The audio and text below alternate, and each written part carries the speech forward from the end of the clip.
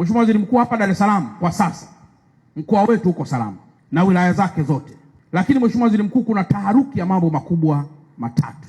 Jambo la kwanza, Mheshimiwa Waziri Mkuu, ni kupanda ghafla kwa mafuta ambayo leo ndio yanaweza kupandisha karibu kila kitu na mwisho wa siku kuumiza wananchi kwa ujumla wake. Mheshimiwa Waziri Mkuu, labda nitoe taarifa fupi sana ili uweze kupata picha katika mkoa wetu wa Dar es Salaam. Mkoa wa Dar es Salaam, Mheshimiwa Waziri Mkuu, una vituo vya mafuta 470. Lakini mkoa huu wa Dar es Salaam, Mheshimiwa Waziri Mkuu, tuna madepo ambayo tunatunza mafuta. Dar es Salaam peke yake tuna depo 22 ambazo zina uwezo wa kutunza lita za ujazo 1,346,000. Ndio uwezo wa depo 22 katika mkoa wetu wa Dar es Salaam. Lakini katika taifa lote depo ziko kama 26 tu ambazo zinaongezeka Tanga na zinaongezeka Mtwara. Sasa hapa katikati tulipata taarifa kutoka Wizara ya Nishati ikizungumzia kuhusu taifa kuwa na mafuta ya si chini ya miezi mitatu. Sisi Dar es Salaam petroli kwa siku tunatumia lita 1,700,000 kwa siku consumption, na diesel kwa siku moja tunatumia lita 2,200,000, na mafuta ya taa kwa siku tunatumia lita 5,000 ambayo yanatoka kwenye vituo vya mafuta 470. Sasa taarifa iliyotolewa na wizara ili wananchi waweze kuelewa na hii kilichokuja kutokea ni kwamba ili taifa lijihakikishie kwamba lina mafuta, tunaangalia mambo makubwa manne. La kwanza, Mheshimiwa Waziri Mkuu, tunaangalia mafuta yaliyoko kwenye depo ambayo tayari yametunzwa kwenye depo, ambayo depo zetu tulizonazo zinaweza kutunza lita za ujazo 1,346,000. Lakini jambo la pili, tunaangalia mafuta ambayo yako kwenye bandari bado hayajashushwa na meli zingine ziko nje, tunaita out anchorage. Yale ni mafuta ya pili ambayo taifa linakuwa lina assurance kwamba haya ni ya kwetu. Mafuta ya tatu ni yale ambayo yamelipiwa, yako njiani sasa yanakuja ili yaje aweze kushusha mafuta hapa. Na mafuta ya nne ni yale ambayo yamelipiwa kule kwenye refinery, yanaendelea na process ili yaje yapakiwe na mikataba tumekwisha ingia ili mafuta yaweze kuja.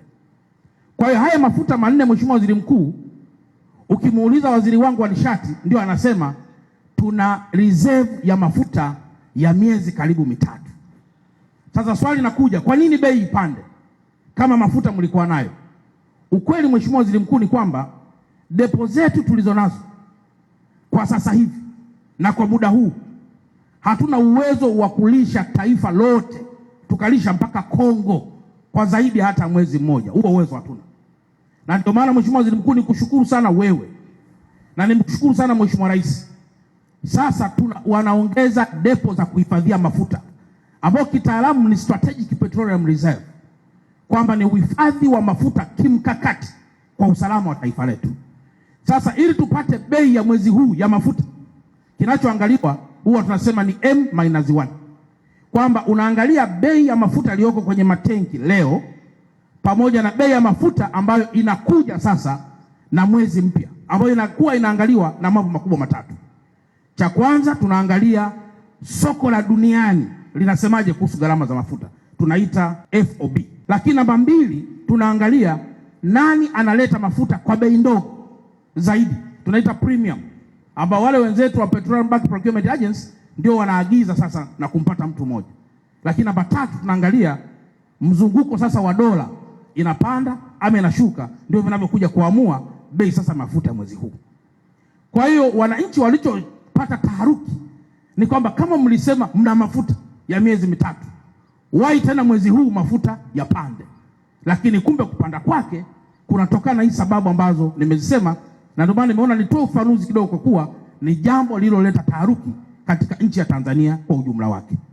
Sasa Mheshimiwa Waziri Mkuu, nafahamu kwa kuwa wewe ni kiongozi wa shughuli zote za serikali bungeni, yako mambo ambayo mtaendelea kutuelekeza ili wananchi sasa na ile shida kubwa waweze kuondokana nayo. Kwa hiyo nimeona nitoe taarifa hii Mheshimiwa Waziri Mkuu kwa niaba ya wenzangu ili kuweza kuelewa kwamba nyakati hizi pamoja na vita zinazoendelea kwa sababu sisi, Mheshimiwa Waziri Mkuu, kwa 77% ya mafuta tunayoyaagiza tunaagiza India pamoja na Falme za Kiarabu. Lakini 23% tu ndio tunaagiza Qatar, tunaagiza Oman na tunaagiza baadhi ya nchi hapo katikati. Kwa hiyo hii 77% hii ndio ambayo kwa asilimia kubwa imevamiwa sana ile vita, baada ya kupiga zile refinery za Saudi Arabia na sehemu zingine, na sisi huku pia tukaathirika. Na jambo hilo, Mheshimiwa Waziri Mkuu, litapandisha pia hata bei ya bitumen.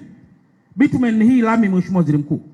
Hii lami hii ili iweze kuwekwa hapa tunahitaji kitu kinaitwa bitumen, ambayo ni matokeo ya uchakataji wa mafuta ghafi. Sasa hiyo nayo itakuja pia kupanda. Sasa haya niliona niyaseme kidogo kwa wananchi wenzangu ili waweze kuelewa na tukae angalau mkao wa kujipanga. Na ninyi, Mheshimiwa Waziri Mkuu, kadiri mtakavyoendelea kushauri ili kupunguza adha za maisha kwa Watanzania ambao mnawaongoza.